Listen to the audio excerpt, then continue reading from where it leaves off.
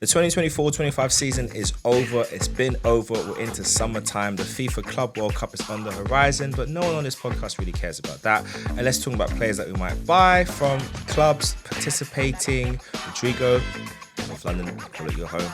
This is One Click from Glory. We're going to look back on the season that has just gone, a year that was successful for some teams on this podcast with trophies. It was a development year for other teams on this podcast, and it was a thank you very much, mate, for a team that none of us like on this podcast. It's a full house today with Craig and Matthew here. And we're going to start off just looking at how our kind of reflections on the season. I'm going to start with you, Craig, just to give us your thoughts about how this season has been. It's been, as Matthew said a couple of weeks at the start of the season, he said the year of the underdog. I think all the underdog teams who don't normally win trophies have done well, have exceeded expectations. Some teams have not won a trophy, a European trophy in a long time, won something. Other teams never won a trophy in their whole history, won a trophy. Big shots in the FA Cup final, big shots in the League Cup final with Newcastle winning and getting Champions League football. That's a massive A+, I would say, for their season. Chelsea winning the Conference League. Well, they had to win it, let's be honest, because that gives the manager more time to rebuild his squad and get the squad that he wants. And they got Champions League football as well, so we'll see what they do in the transfer window. Man City was the biggest shock of the season, the way how they fell off after Roger got injured. They kind of just capitulated all season. Man United were very lucky not to get relegated this season. And Tottenham were very fortunate to win the Europa League. And they sacked their manager. Surprising, yes and no. I think some fans were grateful that he won something. Other fans were not happy with the way they positioned themselves in the league. And that's understandable because they only had the relegated. If the other three relegated teams had better form, then maybe they would have been put more pressure on them. So, but other from that, it's been an interesting season. Arsenal as well kind of went a bit backwards this season with injuries and lack of investing in the squad properly. But overall, it's been a year of the underdog, I would say. It's definitely been a year of the underdog, and I think, Matthew, your prediction pre-season about that has definitely shone true. And I guess on that note for you, how have you found this past season gone? This one is going to go down as a one for a lot of people to talk about. It's always good when you have a Premier League season that, of late, let's be real, let's say the last 4 or 5, there's not been huge points to take. All right, the big leagues go to obviously the bigger teams, but then you got the other cups that go around, like Craig said, the smaller cups. There's how many teams go for it, especially with the League Cup, 92 teams go for that, and the FA Cup, how many more go for that? It's nice to eventually see a team that's, and it could literally be anyone. It would have been great to see if it was a Palace, Villa, or Aston Villa final, or whatever. But just nice to see someone that means something to us, and I think it means something to the fans. I think that meant something to football, the way that people celebrated. It's nice that kind of went that way. Same thing with the Carabao Cup as well. Obviously, Newcastle learned from their past mistakes a couple of years ago, coming back a lot more ready, a lot more sure. And when from the moment they kicked off from that game, I didn't see the game, but from what I heard, they were much more ready for this game than they were before. So credit goes there. And it's across the board. It wasn't even in England. It's across the board. In other countries, you have teams in France, teams in Italy, making all kinds of history, and just seeing what it means to a lot of the fans. And it's almost as if it was like a love letter to the fans, where it's just like, this is what it's all for. This is what they're going for. It doesn't happen all the time. It might not happen for another 20, 30 years, but just for the brief moment, for what it meant for a lot of people to be like, especially those lifelong 70-year fans, imagine what it means to see them lift the trophy. And you couldn't help but get a bit emotional with them, because it's like, it means so much. And to people that don't understand how sports works, it's a hard thing to explain, whereas year in, year out, you don't know what you're going to be. There's no guarantee, whatever.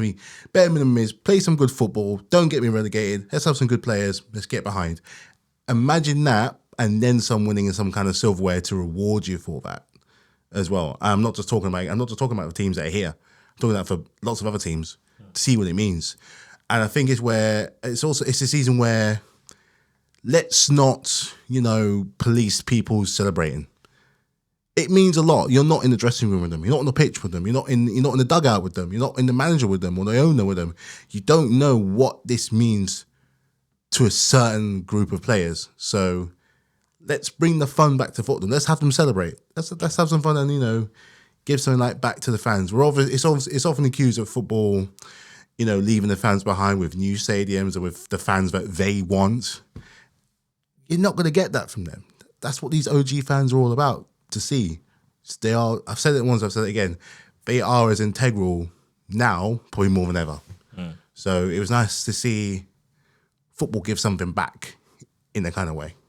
Yeah, I think it's definitely been a season of celebration. I think one that you look back on and think, yeah, something different, and hopefully it can be built on as the years go on. And obviously, looking into next season, we'll want to see silverware for our teams across the board. But I guess for me, I think it's been a season of. It's just a different season. I mean, there's been definitely highs in terms of like seeing the resilience in our team, in Arsenal, and the way how the manager's been able to adapt to circumstances that have been thrust upon him. Obviously, there's a big question about all of that, and we'll see how the summer pans out going into next season with what we do. But I think there's definitely been a lot of resilience there. I think for Tottenham, they must be super happy. They got the trophy for once. 2 claps. And I think for me, the person I'm probably the managers that I'm really happiest for this season is Oliver Glasner at Crystal Palace. 3 managers. Oli Glasner. I can't forget Eddie Howe, a manager who, from the minute the Saudi investment fund took over at Newcastle, there was talk that he will be on his way out. They will get someone better. They will replace him. There's been all this chat that's been going on for the past few years. The man's delivered the trophy. He delivered Champions League football in one season. They kind of struggled with it. The following year, Champions League, following season, nothing. And then this season, wins them the Carabao and gets them back in Champions League football. Like, he's shown that he's got something about him, given time, given the right players. And I'm curious to see what they're going to do going next season, because I think they're going to be a team that's one to watch out for. I don't know about the title challenging conversation, but if they can establish themselves as the 4th team now, that could be something, especially if Man United continue to linger in mediocrity, and see what happens with Chelsea if they can maintain this sort of Champions League hold and then look to build up on that to start looking at the top 2, then top 1. But there's a possibility for them to get into that. And then the last manager I'd say is Ange. Yeah, he got sacked. But you know what? I said this in the previous episodes, is that I love a person that backs their chat. And the fact that he said, in my 2nd season, I win, and he did it. Okay, yeah, he tanked their league system and season, and that's why he got fired, ultimately, because you can't finish 17th and think that's successful at any level, even for Tottenham. Like, they have some standards, clearly. But it's interesting, even with that, like the reaction in the dressing room, because the players clearly still believe in what he was trying to do. All of them were quite shocked, and responses on social media of them all posting his comments and posting their thoughts about it. I'm very curious how things will go going forward. I'm seeing that Thomas Frank's likely to be the next boss. He's a great manager, and he's got the ability to galvanise that squad, and he might make Tottenham somewhat dangerous in big air quotes next season. But yeah, I just think that whole situation has been a bit crazy. But then I want to just bounce it back to you, Matthew. Let's talk about Chelsea a bit more. Obviously, the season's been interesting for you guys. At one point they were title challengers, and then obviously they were not title challengers, and then they fell off, and then, you won the Conference League. Like Craig said, you had to kind of win it. You were the best team in the competition. You have the well-earned the well-earned title of being the club that have won all the European trophies that were available, although realistically no one wants to win the Conference League. But hey, you won it. You were there. Had to do it. But how did you find this season as a Chelsea fan, and what do you think is going to happen next? I think, like with Ange, how he said, Enzo didn't necessarily say about a trophy, but he definitely delivered more on what we had from last season. Because where we came from this time last year, we kind of come off the effects from Poch. And the Poch one was really, really it wasn't consistent at all. And granted, we're a little bit more consistent this year, but there were still patches where it's just like certain games should be doing better, certain games we shouldn't have been losing. But at the same time, he delivered when we got on the Champions League. Galvin, getting these young players, all right. And the best bit is, to make. He didn't get Cole Palmer wasn't at his best compared to last season. He had that big dip, then he had the injuries, and then he was kind of out of form for a long time. I think he didn't score for about 18 games. So that goal against Liverpool that he very, very clearly looked like he needed. Then the injury to Jackson as well, and just tinkering with the squad for the longest time, where he didn't seem like he was able to figure out. And then there was the title talk, and then I think after that we just fell off a cliff a little bit. I think one time we were like 6th or 7th, so I was really worried about that. But I think from then, I think he's just kind of found a bit of a steady flow where from 2025, well, from the start from 2025, it's all kind of just figured itself out and come together. And it helps where certain players, plus we're losing Mudryk as well, but he hasn't played for basically forever. But it hasn't shown that we haven't missed him, and he's galvanised the players that he really wants. So Caicedo has considerably improved. I think it's back-to-back player of the season twice. Cucurella's establishing himself to be possibly one of the best fullbacks in the Premier League. Same with Enzo Fernandez. He was one of my most improved players from where he was last year. That controversy with the captaincy. He was doing really poor justifying his price tag. He was integral to our getting us in top 4 and integral in the final as well. 2 of our £100 million footballers ended up scoring in that final, above them delivering Champions League. So that's why I was thinking long and hard about this, giving the rating, because I think I gave him about, I don't know what I gave him last time. So purely on delivery, on giving what we want, I'm going to go for an 8.5 out of 10. I'm going to go for a strong 8.5. There was room for improvement. It wasn't perfect. Yes, like you said, a lot of people said about the conference, the whole thing with the conference, which we were put in. We were never meant to be in. We were put in. But I've always said that this young crop of players, which is completely different from the team we had even 2 years ago, they need to know what it feels like to win, which is exactly what they did in that final. They struggled in the first half. Second half, he puts on the team that he should have put on, and the rest, as they say, is history. Get that winning feeling. You want more of it? Good. Let's take that to next season, push on more at that table, and break that glass ceiling for the top 2, which is, probably the next step, and let's see what else we do in the domestics. Let's go and see, let's win more than one trophy. We haven't done that for a while. Let's go and see what else we can do on that. Get some more strength in the squad. Sell out who isn't fitting the bill.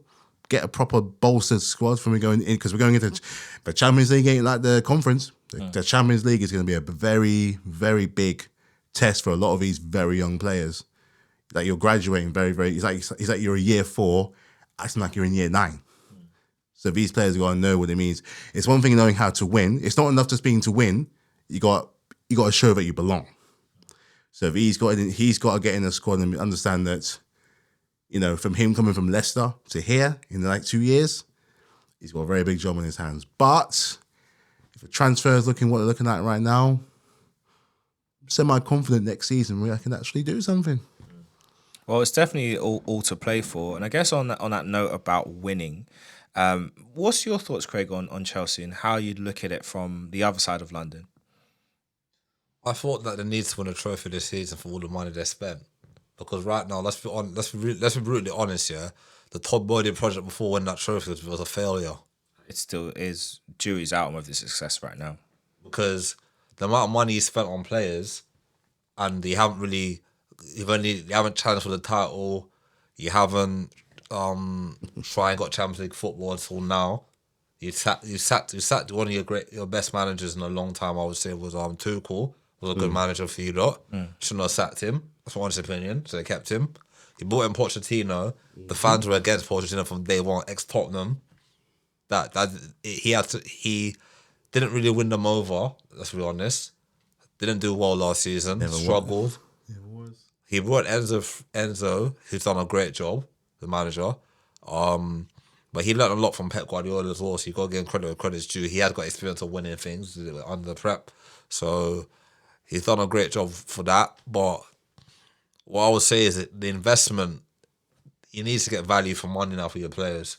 When I mean value for money, they have to hit the ground running. I heard you guys were linked with the AC Milan goalkeeper. Not anymore. I heard, yeah. Not anymore. That came out today where we're just like, no. First. Not happening. But I heard that you might revisit it after the Club World Cup. It might be revisited again, see what happens after that. So you never know if that happens. He'll be a massive upgrade on Sanchez for the chat. He's a good goalkeeper, France #1. He'll be a good upgrade. I still think he need another centre forward. Even though he brought in the lap, I think he need an upgrade on Nicholas Jackson. I think he's taken as far as he can as a player. If you want to win European Cups and Premier League titles, you need a guy who can score 25 to 30 goals a season, like what Man City got Haaland. So I think maybe another striker. Maybe I still think you need a centre back. I'm not really too confident with the centre backs you've got right now. I think Colwell's a good centre back, but he needs someone next to him, like a Thiago. Like when he had Thiago Silva, he can learn off of Thiago Silva. Someone who's like maybe 26, 27, mature defender who can do a job for you like, in the big games like Champions League, Premier League, and the big games. I would say. It's good to see that Reece James was fit towards the end of the season, didn't get injured a lot. He done quite well. Enzo had a great season. Carcedo's has repaid the money. But there's one player I like in your team as well. I like Lavia. I think when he plays for you, he's solid. He's very good. But his injuries have just been horrendous for you guys. So I think Delap's going to be a good, interesting signing. I think he'll score goals in the Chelsea team. You got Cole Palmer creating chances. He'll get goals. But will it be enough to win the title or win the Champions League? I'm not sure. Way to find out. Well, we're definitely going to find out how it goes. But then on to North London and Craig. Let's talk about Arsenal and the season gone. So, yeah, how do you feel about it? I mean, obviously, we've talked a lot about the year and everything, but how do you feel about this past season and how would you rate it out of 10? I'll say I'm frustrated with the season because Man City fell off, another opportunity for us to capitalise on that. Liverpool's our main challengers this season. I know we had a lot of injuries as well, but I wasn't really happy with the recruitment in the summer. That's what annoyed me the most because I thought if we had bought in a striker, a proper striker and a left winger, maybe we could have challenged Liverpool for the title. And even in January, when we had the option to buy players, we didn't buy anyone. That's what frustrated me even more. So I would say, to be fair, what Arteta's done with the team, getting us to the semi-final of the Champions League, very unlucky to get us to the final, or we should have got to the final if we had done things differently, I would say. Because we had a chance in that semi-final, second leg. We watched it together, remember? Yeah. So, I am happy that Lewis Skelly and Wanieri got chances this season. He gave some of the young players a chance finally in the team. I was not happy with him not resting Saka in most games, and that's when he got the serious injury. I was not happy he kept on playing him till he ran him down to the ground. But other from that, I thought that Kivio really surprised me as the most improved player this season when he came in when Gabriel got injured. He really showed us what he can do when given a chance. I was very happy for Timber this season after his serious injury as well. He came back very strong this season. I know he was injured toward the end of the season, but he was very solid this season as well. Skelly got into England team, scored in his debut, done well for the team. David Raya won another Golden Glove again. That can't be gone unnoticed. He done well this season as well. Declan Rice for me was our player of the season. Then 2 goals against Madrid, and some of the goals in the big games, like the goal against United, the goal against Newcastle. He really stepped up this season. Future captain material, I would say. He showed the captain with the armband, done well. Odegaard, I was a bit frustrated with him this season as well. I know he had a serious injury and he came back. He was really struggling for time, for fitness and form. But I'm hoping next season he can show us what he's capable of doing. I think he'll get back to top form again. Martinelli, hot and cold this season. Wanted more for him when Saka was injured, but he only delivered in the Champions League. In the big game against Madrid, scored a good goal. So I would say my rating for this season, I would say 6 out of 10. Could have been a 7 or 8 if we had got to the final Champions League. Room of improvement. Get the players that we need to improve the squad, like a centre forward, a left and a right winger, or left winger who can play all across the front three to rest and rotate players when injured, or just rotate the squad sometimes. And Arteta needs to stop being so stubborn with these players. Like, players are tired, just take them off. Like, I remember there's one game this season we were losing. I think it was the Bournemouth game, or was it? They watched the Bournemouth game, we were losing, and the guy didn't make no changes. He left it too late to bring on players, and the game was already done, lost already.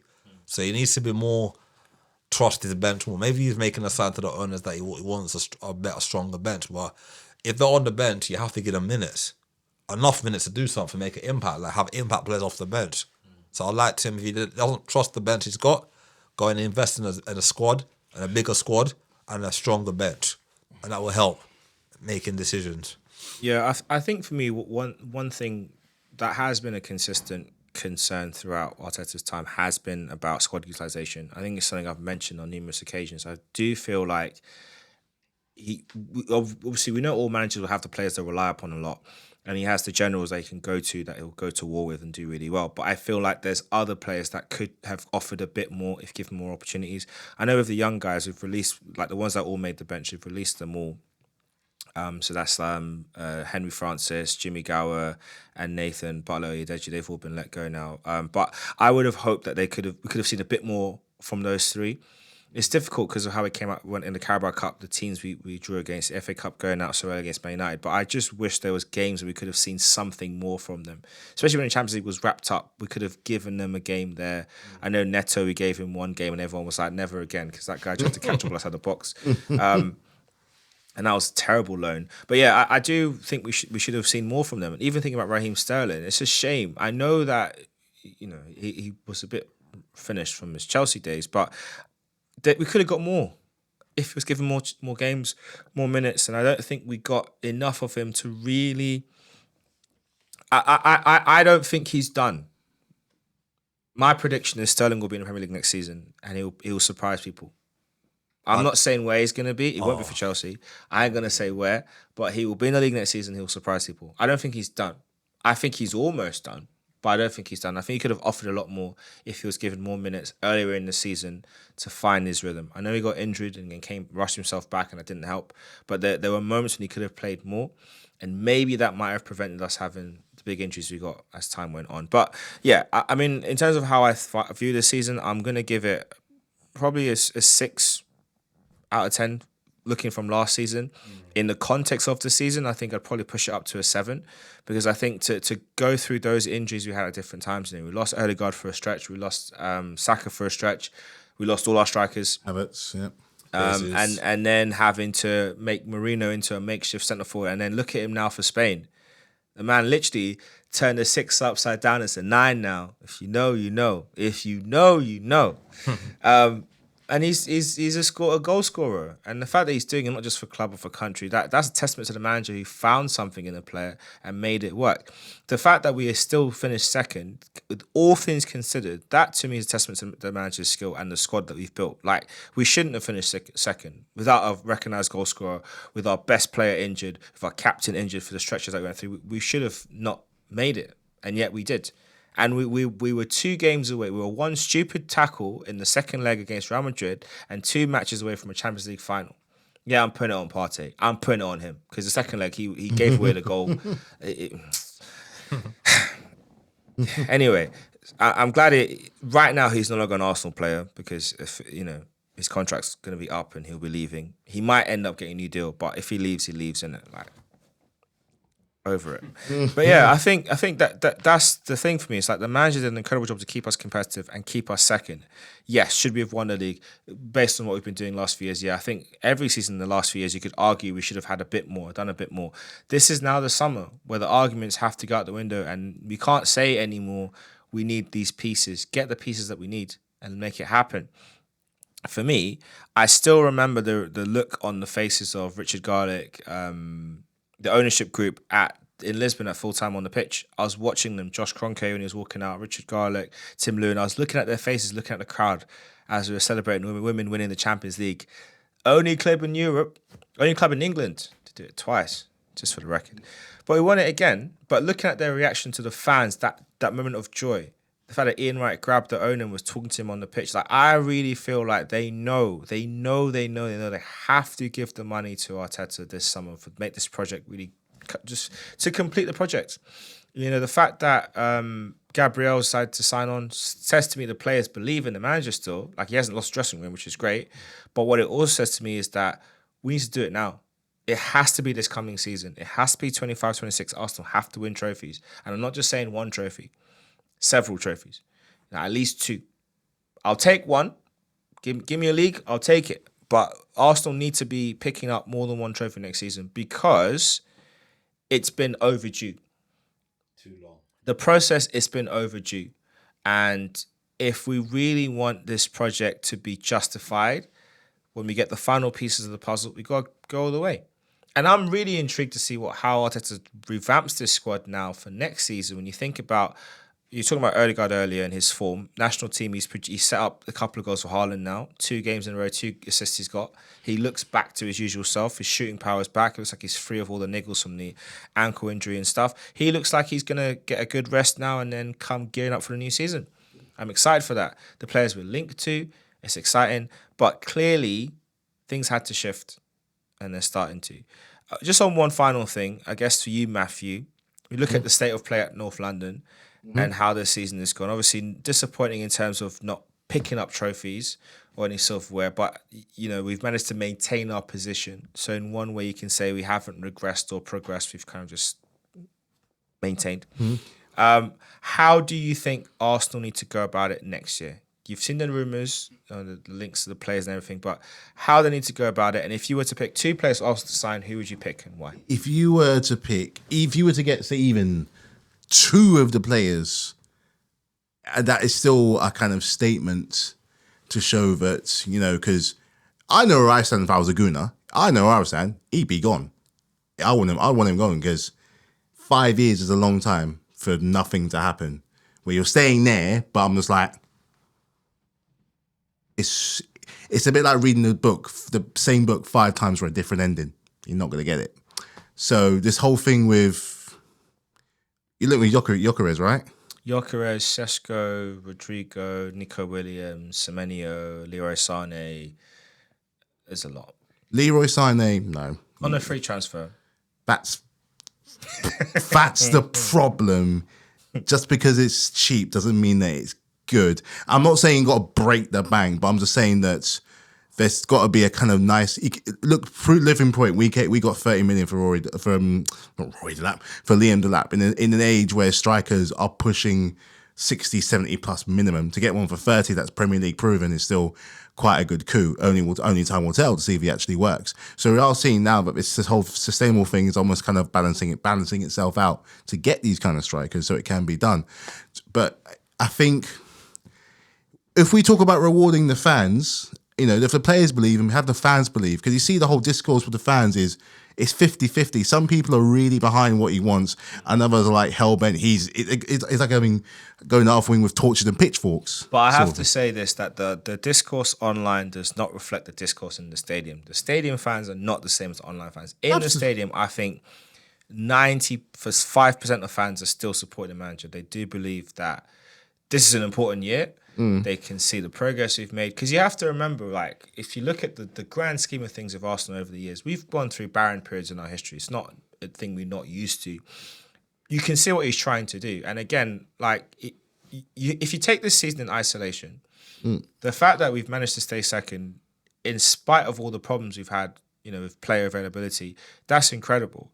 The fact that if you want to go on the referee argument, I don't like using it, but if you want to go on that route, PGMO have robbed us of points because of the decisions they've made. There's been games this season we've had weird red cards, which no other teams had. We've had weird decisions given against us, which no other teams had this season. And if those games went differently, the point tally would have looked very different come the end, if we're going down that angle. So there's a lot to see with Arteta in terms of, okay, I can see why people back him, and I can see, me personally, I want it to work. But I'm also tired because I feel like other clubs that are a big club would not tolerate this for this long. Not to say that we're making progress, we're improving. This year is the first year where I feel like I don't think we've improved, but I feel like we found a form of resilience that I didn't know we had. It's like, okay, this is interesting. Now, my thought process is if you add the lessons we've learned from this season with fit players, with new signings, with a tweak in our tactical approach, we might have something that people are going to be like, oh, Arsenal are really a problem again. We might. But at the same time, Man City is spending like nobody's business. 115, where you at? Anyway. But I think Gyökeres is looking stronger and stronger every day. The links are getting, the more and more I see it. And no? Oh. Not get. Or no. Or he was going somewhere. Sesko's the one. Sesko, that's the one. Sorry, Sesko, that's the one. That would be a great signing for you because it seems it's getting stronger and stronger every day. Every time I see it, it's getting something closer again. What was the fee that was agreed for him? We haven't agreed a fee. I think. So I read something interesting online today, which I'll say. So there's a Arsenal account called Hand of Arsenal who he seems quite reliable because he seems to be breaking news way before everybody else. But he's claiming that what you're seeing in the press is all posturing from Leipzig about the fee, and that they need money. And need money fast. So even though they're saying they want over 60, 70, 80 odd million euros, they'll probably cave and go in way lower than that amount. So we'll just watch and see. In terms of the Gyökeres, we did the talks. It's a case of, well, if Sesko doesn't work out, Gyökeres is the one we'll go for and we'll pull the trigger and get him. So it's a case of one either or. And then we've got Watkins as like a backup in terms of Premier League experience. Personally, I would, and it depends on what they want to do with Jesus. Because for me, Havertz, I think, put him back in midfield again, try that for a bit. And if we need to, he can rotate up front. I would go get your Watkins in addition to one of the other two. Because I just think, let's just get a guy that's an Arsenal fan, that's a Premier League proven striker, that's at the age where, 29, turning 30 in the coming season. This is the time when you get that move and you flourish. Like a lot of players bloom late. Wright bloomed late. Drogba bloomed late. Olivier Giroud bloomed late. Relative, so that there's players you can pick up that can do a job for you even if they're getting into the latter stage of their careers. Gabriel Milito is a great example. He bloomed late. So I don't think that age should be a distraction against Ollie Watkins. For me, I think you look at what he does. He's got great movement, and credit to Unai Emery. He's refined the timing of Watkins' runs and how he finishes has been so greatly improved under Unai Emery. I feel like you bring him to Arsenal, and he'd be there for chances. He would be there. So I don't see why I wouldn't. If I'm looking at what Mourinho's doing, actually, I'll say this: it doesn't matter who Arsenal signs to the striker this summer. To be honest with you, it doesn't matter who we buy, at all. I don't care if it's Sesko, Gyökeres, Ishak, Watkins. It doesn't matter who we sign, or Jonathan David even. It doesn't matter who we sign. If you look at what the manager's done with us, with two central midfielders effectively, one who was a definite central midfielder in Marino, and one in Havertz, who no one knew what he really was. Is he a 9? Is he an 8.5? Is he a 10? No one knew what he really was positionally, and he's made them viable goal scorers, right? Havertz was close to getting 20 goals last season. So you're telling me this guy can't make an actual striker back? I don't care who we sign. We're going to be fine. Just get him a striker. So whoever it comes in, they're going to get numbers. Get a striker. That's my thing. I think I agree with you on the two strikers. I think we need two strikers. I think Jesus, I don't think he's going to come back the same again. That's 3 knee injuries he's had now in his career. I'm not giving up on him. He's got something. You are a very, very patient man. Because that was I was going to say was I'd taken the two strikers only if he goes the other way. And I don't necessarily care where he goes. He can go to Villa you for all can't we sell know. him injured. So he's not going anywhere until he's back fit. So by default, he'll be there till January. No, who will take him? Who? Man United. They'll take anyone. He look good in the Man United shirt. No. Just say he look good in the Man United. He's not going to do anything when he's there. Just say he look good in the Man United shirt and they'll take him. Do you know what? 70 mil. What league I could see Jesus working in really well if he was to leave? Well, 2 leagues. If he was to leave Arsenal, either Spain or Italy. Yeah. Yes. Italy would be That's the one. Perfect. A lot of South American players do well in Italy. Yep. I don't know how. They do well in Italy. It's the pace. It's a little bit slower. Yeah. But then because it's so technical on a defensive level, if you're a good dribbler, you can make a little bit of space. You can flourish. Eat bag. I was watching something on YouTube the other day, the highlights of Jesus, and I was showing something on Instagram the other day of when he first came to Arsenal. The first couple of games at Arsenal, he was first in everything. First for dribbles, first for scoring, first for everything. That's why I can't give up on him. And then he got that. He went to that World Cup and got that bad injury in the World Cup that messed him up, man. He was injured going into the World Cup. Should He had never a slight have gone. issue, and then the World Cup exacerbated it, and then he got a knock, and then that's when it was all a write-off. Never have gone. But to go back on the whole thing of you giving something back to the 95% of the fans that are really behind him, wouldn't it be better for both parties if you send him off and he can flourish somewhere else? And like you said, any striker that comes to your team will bag. Yeah, but if you look at number of games you're going to have next season, I don't see you don't need to get rid of him. Like, when's he going to be fit by Christmas? Isn't it? I think it depends on how we get. Let's say October. So January would be the earliest window you could realistically sell him, because you can't sell him now unless if a club's going to take a risk on him. But like I said, three knee injuries, no one's going to buy him like that unless you want to see like the fitness. So I would keep him around because again, Premier League experienced player. He's got skill set. It's very hard to replace in the market. Like he's a very good dribbler for a striker. His close control is brilliant. Like a lot of the things that Trossard should do, Jesus does it without batting an eyelid. So for me, I would keep him just because I feel like that's a player, especially in Champions League football, he could unlock something. Now, obviously, depending on who else we get, we might not need him, but I would keep him around. I'd keep him for next season. And after that, we can say thanks very much and move him on. So my question to you is, if we had him against PSG last season, that chance that we missed it, he would have scored a couple of them, wouldn't he? If we had him against PSG in both legs heading against PSG, we don't leave without getting a goal. Or getting more than one goal. He scores.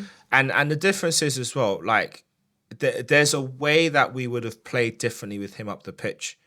He would have calmed some of the players down. Like, Martinelli had that chance to pass the ball across Saka and he just kept running. You think Jesus is going to let him run like that and not shout at him in Portuguese? It's true. Facts. Hello, mate.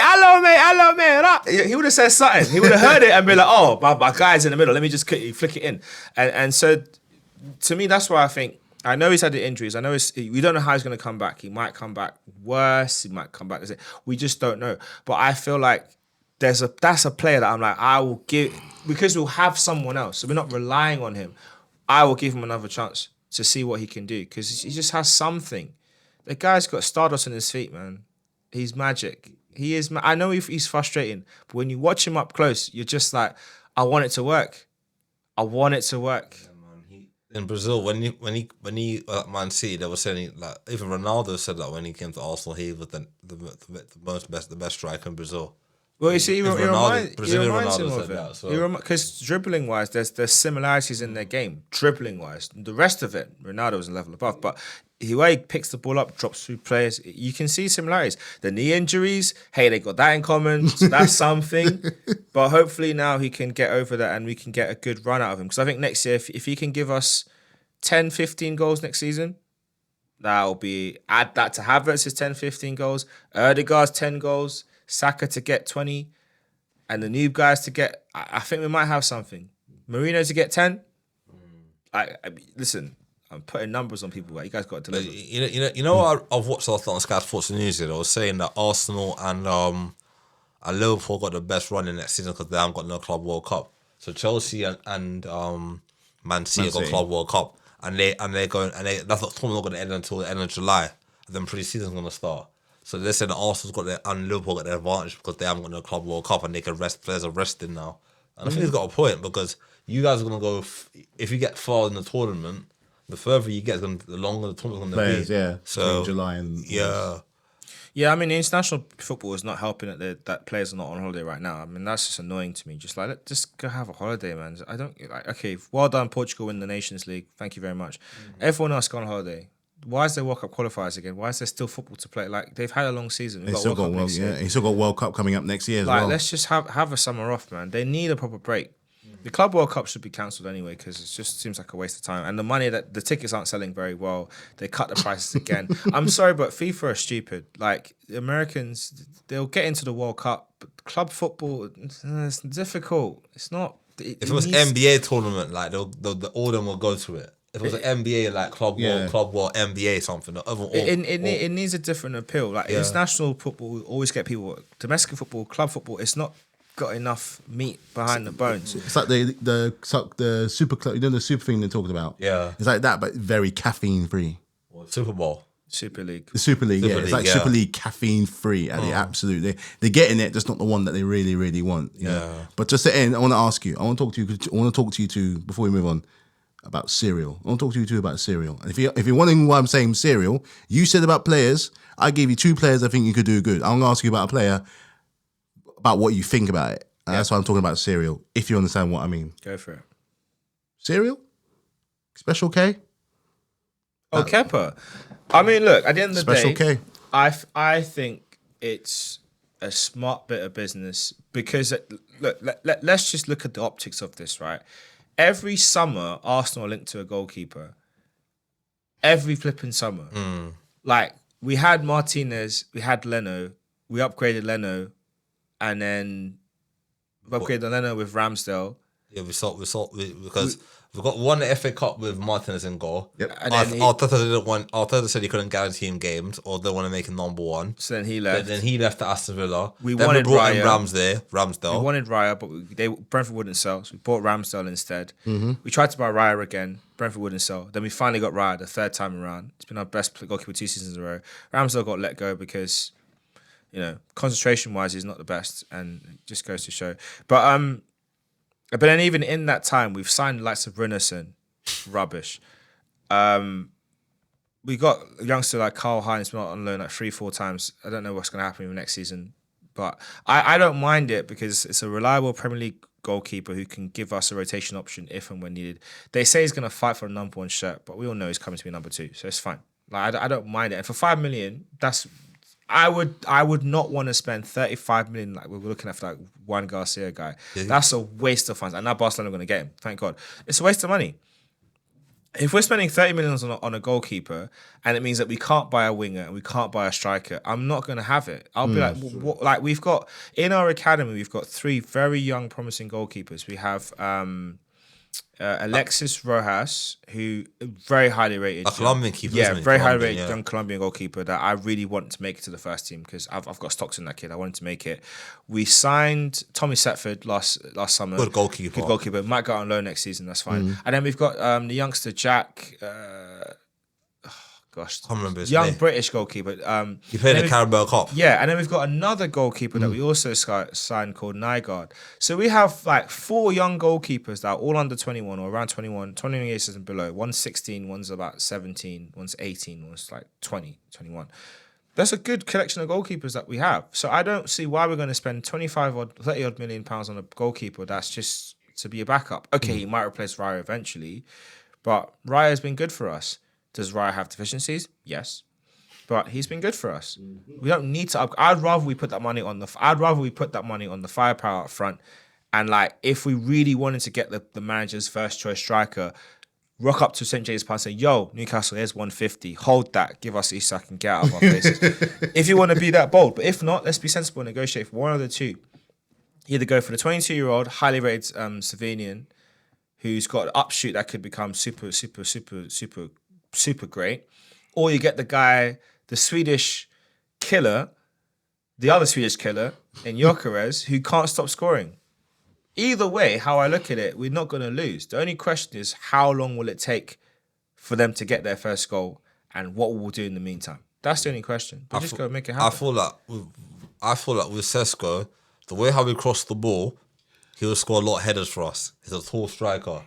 Kind of reminds me of Bentner, but more refined than Bentner, I would say. What's your take on the Kepa situation, though? I feel like it's a good deal. Because you paid an awful lot of money for it. How much money did you pay for him? We paid 70 odd because there was a breakout in his clause. Because basically at the time, Courtois went AWOL. He literally disappeared after the season was done. We didn't have a keeper. I think the only keeper we had that was standing was Willy Caballero. That was never going to do. And I think we kind of just got a bit desperate and we paid a lot of money for him.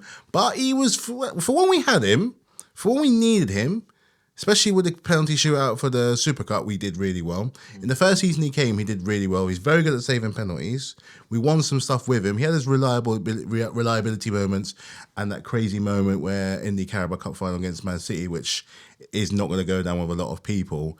I feel like we've got some good kind of stuff from him. That money's always going to sting, but at the same time, it's like, I'm not one that gets nostalgic. I'm trying to get into the habit of not being too nostalgic and protective over certain players. So if a guy wants to go, he can go. I didn't get defensive over Havertz. I didn't get defensive over Jorginho. I'm not going to get defensive over him. Because at the end of the day, hindsight's a wonderful thing. He could absolutely bang for you, or he could flop. It really doesn't matter. So if we're going to go about this whole thing and moving forward with the club and not talking about yesteryear and we won the Champions League 4 years ago, I have to get into that habit of being like, if he wants to go, he's going to go. Yeah. I'm going to have to put trust in what the management structure has for another keeper. The only thing I want is we don't let him go until we replace him.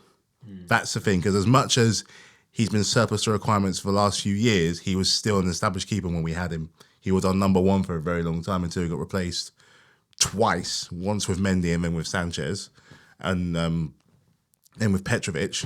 So he can go, but if he can be smart, replace him. So if he wants to go, I thought he was a good goalkeeper. I remember I watched a highlight of him the other day and made a world class save the other day in the Premier for Bournemouth. I think he had a great save for Bournemouth last season. He had a very good. He took a bit of a pay cut, but at the same time, he started, and I think they finished. There were times where they were pushing like Europe spots, so him being there has clearly made a very big difference. I'm not saying that that's his level, because that'd be an insult to Bournemouth. Because you see how now, especially in the top 10, any of those, hell, any of the top the 12 could have found themselves in Europe on position in the table alone. So it shows you how the standard around a lot of those clubs, I'm talking from 5th down to as far as 12th, the standard has picked up. So, all right, we might not necessarily be challenging for the league, but the want for better football, see where we're getting the table, raising some real good players for a lot of those clubs, and establishing something in that club that gives the fans what they want every weekend or every cup game. That demand is going to grow. So they're not going to go for your humdrum keepers anymore. Oh no, but if Bournemouth feel they can push for someone like Kepa, what's stopping someone like anyone? What's stopping the promoted sides from doing that? Burnley, Leeds, Sunderland. What's to stop them to be like, all right, promoted. Now let's get to the next level. You know what I mean? What's stopping him? So, but yeah, if he wants to go, go. But just replace him. Yeah, and like I said, it's an experienced player that I'll take at the carpet. I don't mind him. I don't have as long as it doesn't get in the way of us doing better business, I'll take him. Like, he's an upgrade on Neto. That's how I'm looking at it. And, if you used to shop at Neto back in the day, you know. But yeah, I think that will work for me. I guess it's like a final thing for us to wrap up. Let's just go through our player of the season. Most improved, the breakout star, and of course, the player of the season. So, Matthew, who would you say is your most improved player? From my club. From your club, yeah. Most improved, I'm going to go with... I've got two in mind. I've got two. Damn. I'm going to go with Sideshow Bob. I'm going to go for Sideshow Bob 2.0. He's chipped in for some... At times where we couldn't score a goal to save our lives, he chipped in. He's always up for the scrap. I remember the first season he came in, I was really questioning, but since last year, and particularly this year, he's impressing me more and more and establishing himself on that left hand side, and no one else is taking that with him. He's probably, I'm not saying he's gonna be the best fullback in the league, but he's one of the best, and you can see that out in his efforts for Spain, obviously winning the Euros as well. He's really engulfing that success and has taken on that position and his own. And I feel like he's a bit more in tune with the Chelsea system, and in a way, grown as a player, kind of like around. Because you look at him, he's an experienced Premier League man now, obviously with Brighton and here. I think he's been fantastic. I genuinely do think I would have given it to Caicedo, but he already has player of the season back to back. He's had a fantastic season as well. Enzo's done really well as well. But I'm going to be giving it to Cucurella. Craig, most improved player for Arsenal. Most improved. Also, I'll give to Ethan Wanieri. When he first came to the first team, he looked okay, but this season he really stepped up a lot. Yeah. I'm going to pick a player that I think found another gear, played in a different role to what people expected of him, and yet showed, especially in the biggest of big games, that he's really the man, and that's Declan Rice. I think he's definitely went up a level to make people really take notice of him, and now he's viewed in the world stage as one of the top 10 midfielders in world football, as he rightly should be. Breakout star. Start with you, Craig. Lewis Skelly. Yeah. Who have you got, Matthew, for Chelsea? I'm going to go... He's established himself very well, particularly in the Conference League. I think he's got a very good future ahead of him. If we don't make the mistake with these kind of players where we just sub them out, we don't play them, we loan them out forever, we never get them back. And that's Tyreek George. Yeah. He's a baller. I loved watching him. Like he's done well in the Premier League, but crafting himself really well for someone so young. Your best place to craft that is in the Conference League, where the competition is going to be not necessarily as high, but it's going to be very varied because you're traveling a lot, and you're not going to get, the climate's always going to be different. And I feel like he's really established himself very well. And best still, at his age, he's established himself with a lot of other younger, but yet more senior players, like your Palmers and stuff like that, to kind of look up to that. He's in a good spot and, keeps his head down. He's got a good future ahead of him.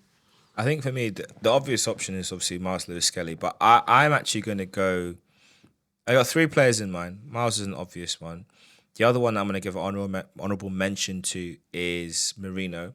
I think his transformation into a reliable backup auxiliary striker is quite fascinating. But the player that I'm actually going to give it to is a player that I think deserves greater recognition. I think he should have been in the fans' top 3 best players of this season vote, and he wasn't given it for some stupid reason, and that's Gabriel.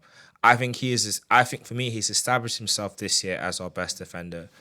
And I think he has been our best defender the last few years, but I think this season has really shown it, because once he was out the squad, Saliba was making some silly mistakes all the time. Like, my man was just on cloud casual land, And when Gabriel was there, that was never allowed. So I know breakout star is more for like, you say a younger player that's come out of nowhere. But for me, I think he has established himself as our de facto number 1 defensive player. Top 5 players at the club, top 3 players at the club, in my opinion. And you could argue that he could be higher in that list, but definitely top 3. Right. Player of the season. Who have you got, Matthew? For me, it's between 2. And I'm really kind of struggling because I've seen a definite improvement in this. My default choice was Caicedo still, just because from 6th to 4th, how he's established himself in every single game that he's playing, just how effective and important he has been, and especially how he has shut up certain critics at the start of the season, which I have no problem rubbing my hands with. Great. He was my de facto default choice, and everyone said that about him. But I'm going to stick with my thing one, and I think that's going to go with Enzo Fernandez. He's come up with real goal contributions. He's grown up a lot now as a player. He's taken lead. He's leading by example, and he's grown from that World Cup success he had. He's no longer just a floundering fish in the Premier League. He's really, really improving, and I can see him being, if he stays fit and if he keeps on this form and Enzo Maresca keeps getting the best out of him, there could be a real case of a future Premier League star in there, because he's still young. He's still quite young, and he's still got kind of a lot to live up to, especially wearing that number 8 shirt on the back. We all know who used to wear that number 8 shirt as well. So Super Frank. Frank wore it. Oscar wore it for the very brief time he was there. There's greatness in that number. So sometimes it could be just something as how even in the past we've had players with certain numbers, and they made it their own, established themselves. I think, I'm gonna give it to Enzo. He's really done really well this year, really well. Craig, who's your pick? I had 2, Declan Rice and David Raya. But the one I'm going to give it to has to be Declan Rice, man. And 2 free kicks against Real Madrid, man. If I'm not, I look on my phone, go on YouTube and look at them free kicks over and over again, man. That was 105 million worth it. And we got him half price as well. So I have to say Declan Rice, man. He was the player of the season for me, man. I'm giving it to my breakout star. I think Gabriel, to me, for the minute he got down injured, I think that's when our season was done. And so he was, and when you think about our set piece goals, they dried up when he disappeared. So to me, he's our player of the season, because I think defensively he went up another level. He found another gear to depend. And you think about the player that we signed, had a great physical raw attributes. His passing wasn't the cleanest. His touch wasn't always the cleanest, but he was able to compete, win the ball high, win the ball low. And now I just see a guy that everyone gets it. No one really makes him look flustered. Doesn't matter which striker it is. Ishak, Haaland, bring anyone. Mbappe, you keep them quiet. So that's for me. Future Brazil captain. Let's not get into national team. I can't really speak for how the national team politics are. He could be and should be in contention, but at the end of the day, Marquinhos has it. I think Neymar gets it when he's back fit and whatever. He's fit when he's playing. So I don't know. Could get it, but I don't really want to comment on the Brazil national team. And then final question is, who is the players to watch next year? Craig, quickly, who's the player to watch next season for people? Arsenal, any team. Any team. Pick one player, any player you think is one to watch. I like that guy at Brighton. What's his name? Josh Hinkelsworth. Henkel. I think he scored a hat trick. I think he scored a hat trick against Tottenham last game of the season. Mm-hmm. I think he's the one to watch for next season. Okay. Matthew, who have you got player to watch for next season? I'm very intrigued because I like this guy a lot. I want him to go to the right club. Buemo. Interesting. Brian and Buemo. I'm giving it to Ryan Cherky. He's got the move to Man City now. He's an absolute baller, and I want to see if he can live up to the hype. Because for me, I think the price they got him for is very cheap, relative to his talent. Obviously, there's question marks about him in the football world, but Man City have taken a gamble. So I want to see what he does next season. My biggest concern next season is that Man City might be back, and we're gonna have to hit 100 points to get the league. Have to grin and bear it. My hope is that Rodri is not back in good form, and their midfield do not gel really well, and Pep Guardiola ends up leaving end of the season. Now that would be the perfect way for it to go for his pupil to dunk on his head top, and it causes him to go back to Spain and chill with his wife and kids. Everybody wins. Everyone's a winner. And on that note, have a great rest of the week, guys, and we'll see you again soon. Peace.